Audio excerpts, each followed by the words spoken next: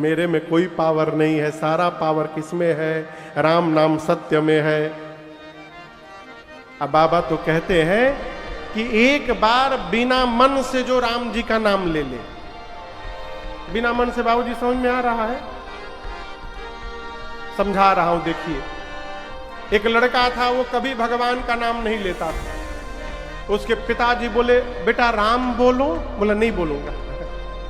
बोल दे बेटा, एक बार राम बोल दे। बोला नहीं बोलूंगा। पिताजी बोले, बोलता है कि नहीं? बोल राम। नहीं बोलूंगा। बोल राम। नहीं बोलूंगा।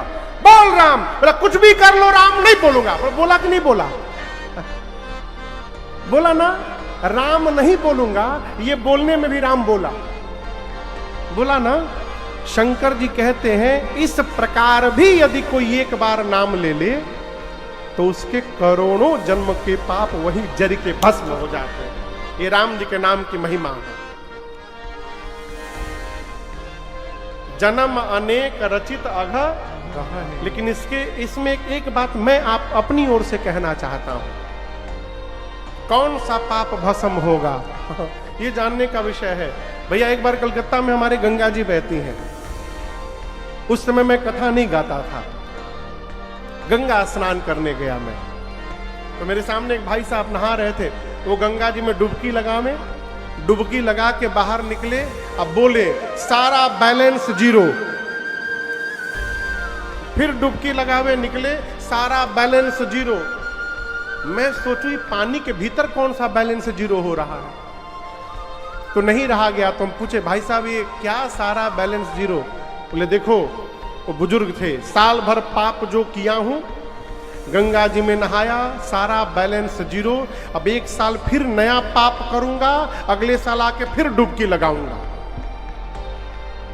हम सुने तो बड़ा बढ़िया फॉर्मूला है वो, साल भर पाप करो जाके डुबकी लगा लो गंगा जी में।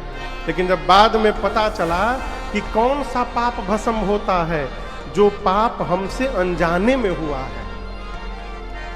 चलते समय पांव के नीचे कीड़े मकोड़े आके मर गए गाड़ी में, सांस लेते समय कोई जीव भीतर चला गया, न चाहते हुए भी किसी की हानि हो गई। इस प्रकार का जो पाप है एक बार राम कहने से भस्म हो जाता है। किसी को गोली मार करके राम जी का नाम जपिएगा, वो भस्म होने वाला नहीं है, उसकी सजा मिलेगी। कर्म के बंधन से तो राम जी अपने पिताजी को मुक्त नहीं कर पाए, हमारी आपकी क्या औकात है। दशरथ महाराज भी मुक्त नहीं हो पाए, श्रवण कुमार को बाण मारने का परिणाम उनको भुगतना पड़ा। हम आप क्या है हो? बिना मन से जो राम कहे पाप भस्म। पार्वती जी बोली प्रभु जो प्रेम से गा रहा है उसका। शंकर जी बोले सादर सुमिरन जो नर करई भव बारिधि गोपद इवतर। देखिए भव यानी संसार, और बारिधि मतलब पता है? बारिधि मतलब बाबू पता है? समुद्र को बारिधि कहते हैं, भव सागर। भव सागर सुने हो ना, इसी को नाम है भव बारिधि। कल्पना करिए इस पांडाल में आपको उस कूलर से लेकर इस कूलर तक आना है, पूरा पांडाल खाली है, कोई गद्दा सोफा नहीं है। उस कूलर से इस कूलर तक आना है, और रास्ते में गऊ के खुर के बराबर गड्ढा है। गऊ का खुर समझते हैं? पांव, गऊ का जो पांव होता है उसको खुर कहते हैं। कितना बड़ा होता है? कितना बड़ा? इतना बड़ा गड्ढा है रास्ते में। क्या आप खड़े होकर गड्ढे के सामने सोचेंगे ब्रिज बना के इसको पार करें, सीढ़ी लगा के पार करें, कि दौड़ कर आकर जंप करके पार करें? सोचेंगे? क्या करेंगे? आप बिना देखे उसको चलेंगे, और चलते चलते कब इतना बड़ा गड्ढा पांव के नीचे से पार हो गया आपको पता भी नहीं चला। शंकर जी कहते हैं देवी जो प्रेम से भगवान का नाम लेता है, जिस प्रकार गौ का खुर पार हो जाए पता नहीं चलता, उसी प्रकार वो जीव भवसागर को पार कर जाएगा, उसे पता चलने वाला नहीं है।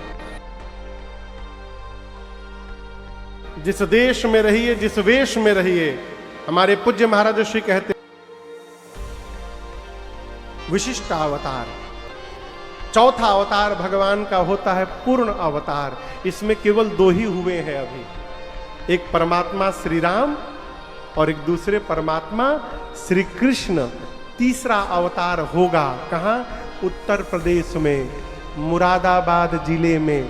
संबल जो है, उसी संबल में कलयुग के चौथे चरण में भगवान कल्कि अवतार धारण करने वाले हैं। ये भविष्य पुराण में लिखा है। और 5वां अवतार भगवान का महापुरुषा अवतार। धरती पर जितने आचार्य चरण हैं, जितने महापुरुष हैं, ये सब भगवान के अवतार हैं। भगवान इसी विविध रूप में आते हैं और आकर सज्जनों की पीड़ा का हरण करते हैं। राम जी के जन्म के अनेक कारण हैं। भैया जैसा बता रहे थे प्रारंभ में, राम जन्म के हेतु अनेका, परम विचित्र एक ते एका। लेकिन उन अनेक कारणों में से जन्माए कदुई कहाओ बखाने। उन अनेक कारणों में से 1-2 कारण मैं आपको सुना रहा हूं, सुनते जाइए। सबसे पहले कारण में भगवान शंकर कहते हैं, देवी, भगवान श्री हरि के द्वार पर 2 द्वारपाल थे जिनका नाम था जय और, नाम पता है, जय और विजय। मेन गेट पे खड़े रहते थे दोनों। एक बार सनकादिक ऋषि चारों भाई भगवान से मिलने गए। जय विजय ने रोक दिया, कहा आप भीतर नहीं जा सकते। मुनियों ने कहा हम सनकादिक मुनि हैं। बोले कोई हो, नो एंट्री तो नो एंट्री। 3 बार मुनियों ने कहा जाने दो। जय विजय ने 3 बार मना किया तो आया आवेश, निकाला जल, और उसी समय मुनियों ने शाप दे दिया, भगवत दर्शन में विघ्न करते हो, जाओ तुम दोनों असुर बन जाओ। जैसे श्राप दिया, भगवान बाहर दौड़ कर आए, क्षमा करिए क्षमा करिए। मुनि बोले कोई क्षमा उमा नहीं, हमने 3 बार कहा जाने दो, इन दोनों ने 3 बार हमको मना किया। ये असुर बनेंगे, लेकिन 1 बार नहीं बनेंगे, 3 बार बनेंगे। और जब को भी शरीर धारण करना पड़ेगा और धरती पर जाकर इन दोनों को उस शरीर से मुक्त करना पड़ेगा। सतयुग में पहला जन्म हुआ जय विजय का, हिरण्याक्ष और हिरण्यकश्यप के रूप में। तो हिरण्याक्ष के लिए भगवान वराह आए और हिरण्यकश्यप के लिए नरसिंह भगवान आए, पहला जन्म। दूसरा जन्म त्रेता में रावण कुंभकर्ण के रूप में हुआ, जिनके लिए राम जी आए। तो स्वामी जी कहते हैं मुकुत न भय हते भगवाना, दीन जन्म द्विज बचन प्रवान। तीसरा जन्म द्वापर में हुआ शिशुपाल और दंत वक्र के रूप में, जिनके लिए भगवान श्री कृष्ण ने अवतार लिया। ये पहला कारण। दूसरा कारण, ये जो तुलसी मैया देख रहे हैं आप ना, पिछले जन्म में इनका नाम था वृंदा। परम सती असुराधिपनारी। वृंदा मैया असुरों के राजा जलंधर की पत्नी थी। किसकी पत्नी थी? असुरों के राजा के। जलंधर असुरों का राजा था, राक्षसों का राजा था। उसकी पत्नी थी मां वृंदा। लेकिन असुर से विवाह होने के बाद भी अपने पति के चरणों में निष्ठावान थी, और वृंदा मैया के सतीत्व के कवच के कारण युद्ध में। ये साथियों, आज की इस हास्य कथा को यहीं विराम देते हैं। आप सबके साथ ये मुस्कुराहट बांटते हुए मन सच में हल्का हो जाता है। जीवन में परेशानियां सबके साथ हैं, लेकिन अगर हम हंसना सीख जाएं तो वही परेशानियां थोड़ी छोटी लगने लगती हैं।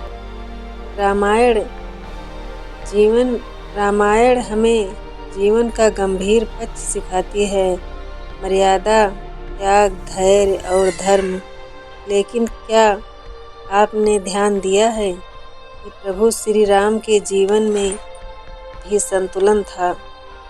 प्रभु श्री राम के जीवन में भी संतुलन था। वह करुणामय थे, सहज थे और हर परिस्थितियों में शांत रहते थे। यही संतुलन हमें भी सीखना है। जिम्मेदारी के साथ मुस्कान। तुलसीदास जी ने रामचरितमानस में कहा है, रघुकुल रीति सदा चली आई, प्राण जाए पर बचन न जाई।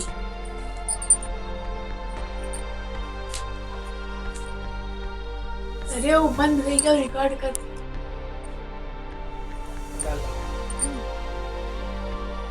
यह चौपाई हमें मर्यादा और वचन की महत्ता सिखाती है, लेकिन साथ ही जीवन में मधुरता भी जरूरी है।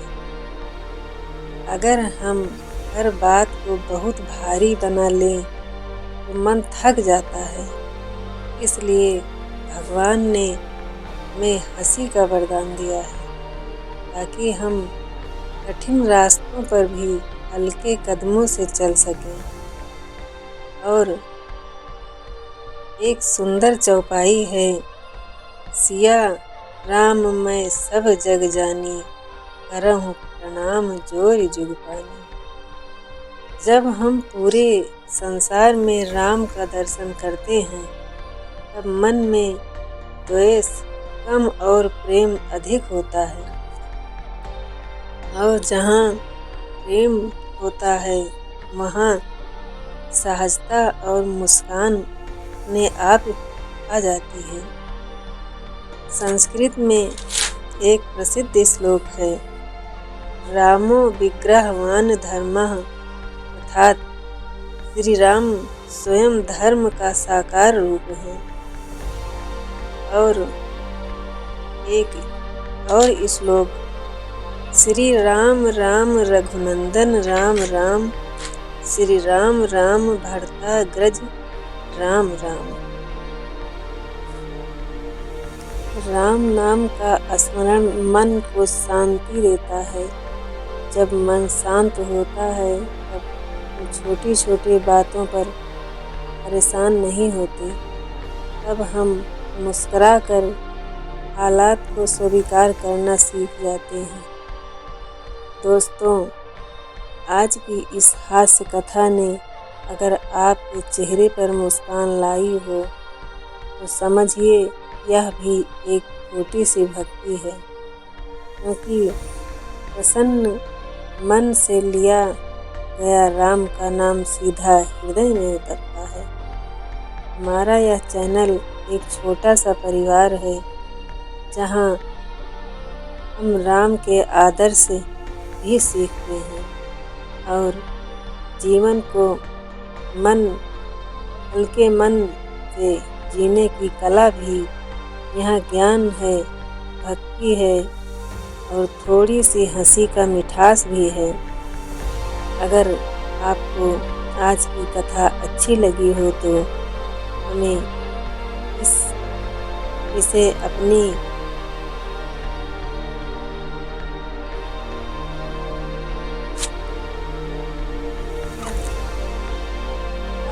आज की कथा अच्छी लगी हो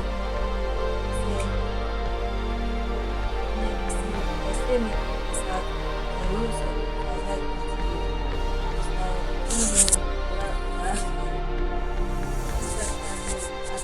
एक छोटी सी कोशिश उसके जीवन में मुस्कान ले आई। ये धर्म हमेशा दिशा देता है, राम हमेशा हमें मर्यादा देते हैं और मुस्कान हमें ऊर्जा देती है। ये भक्तों, आज की इस मधुर और मुस्कान से भरी हास्य कथा को यही विराम देते हैं। लेकिन याद रखिए, यह केवल हंसी की कहानी नहीं थी। प्रिय भक्तों, आज की इस मधुर और मुस्कान से भरी हास्य कथा को यही विराम देते हैं। लेकिन याद रखिए, यह केवल हंसी की कहानी नहीं थी, यह जीवन का दर्पण भी थी। क्योंकि अवसर हमें जीवन की छोटी छोटी घटनाओं को बहुत बड़ा बना लेते हैं। और जो बातें हमें मुस्कुरा कर स्वीकार करनी चाहिए, उन्हीं पर हम चिंता का पहाड़ खड़ा कर देते हैं। आज की कथा हमने देखा कि ऐसे छोटी परीक्षा में भी हमें बेचैन कर देती है, लेकिन क्या कभी हमने सोचा है कि जब हम राम भगवान से धैर्य, शक्ति, बुद्धि और सफलता मांगते हैं, तो क्या वह हमें बिना अवसर दिए वह सब दे देंगे? नहीं, नहीं ना।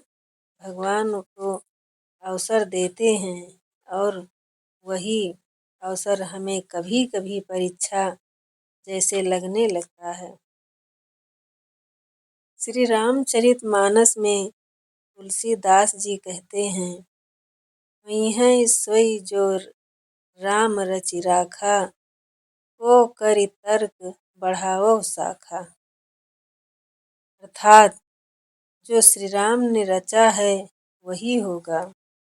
हम चाहे कितनी भी तर्क करें, अंततः वही फल मिलेगा जो ईश्वर की योजना में है।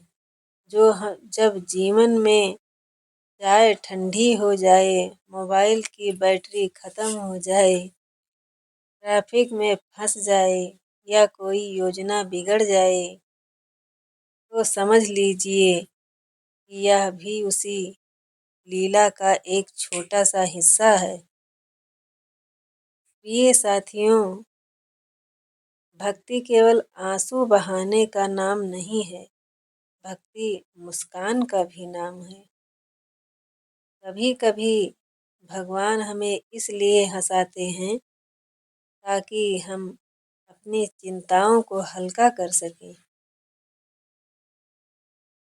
रामायण में भी देखिए, वनवास के समय भी श्री राम ने धैर्य नहीं छोड़ा, माता सीता ने साहस नहीं छोड़ा, लक्ष्मण जी ने सेवा नहीं छोड़ी और हनुमान जी ने उत्साह नहीं छोड़ा।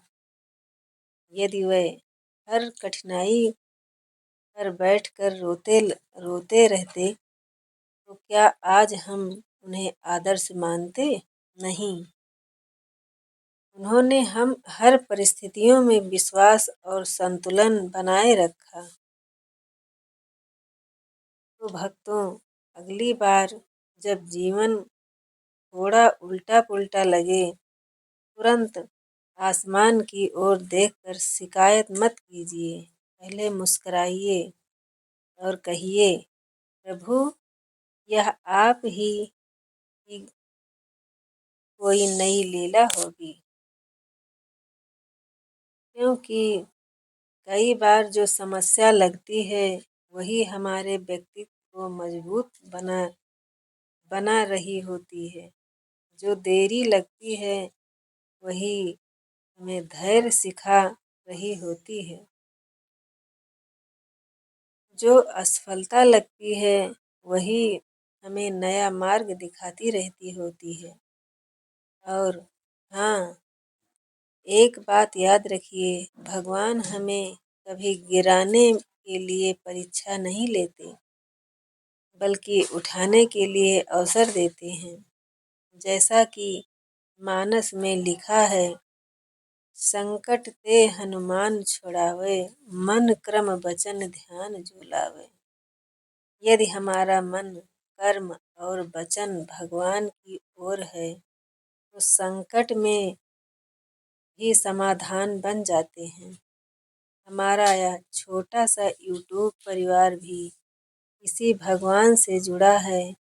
यहाँ हम केवल कथा नहीं सुनते, बल्कि जीवन की कला सीखते हैं। यहाँ हमें श्लोक नहीं पढ़ते हैं, बल्कि उनके अर्थ को अपने व्यवहार में उतारने का प्रयास करते हैं। क्योंकि जहाँ राम का नाम है, वहीं निराशा टिक सकती है। जहाँ सिया राम का स्मरण है वहीं चिंता अधिक देर तक नहीं रह सकती और जहाँ भक्ति है वहीं हंसी भी पवित्र हो जाती है। तो प्रिय भक्तों, अगर आज की हास्य कथा में आपके चेहरे पर हल्की सी मुस्कान ला दी हो, अगर आपको लगा हो कि